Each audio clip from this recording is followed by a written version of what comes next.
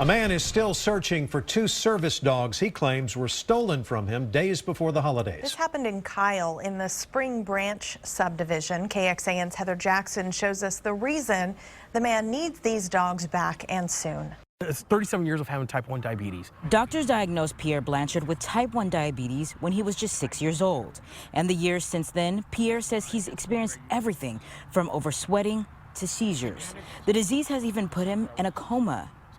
Not having sugar in my body, it just seizes me. Battling his disease became easier when Pierre adopted two pit bull mixes less than a year ago.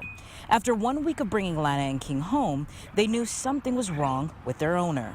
When that smell of ketones comes in the air of a high blood sugar right away, it just runs straight to me.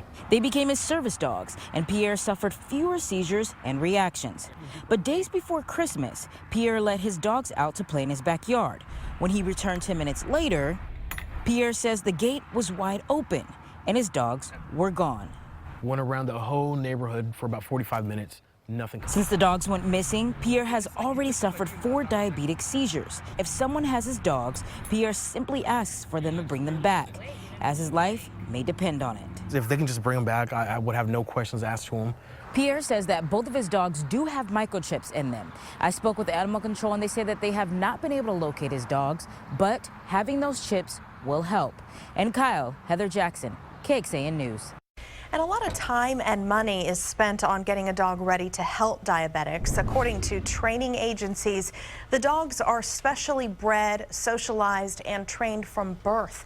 At about 18 months, they begin specialized training that helps them identify that scent from a diabetic. When the person's blood sugar drops below 70, that is considered low. Labrador retrievers, for example, have more than 200 million sensors that can smell tiny chemical changes in the body. That is much higher than current technology on the market. And once dogs learn to recognize the smell, they're taught to alert their owner by sitting or staring or touching the person with their nose.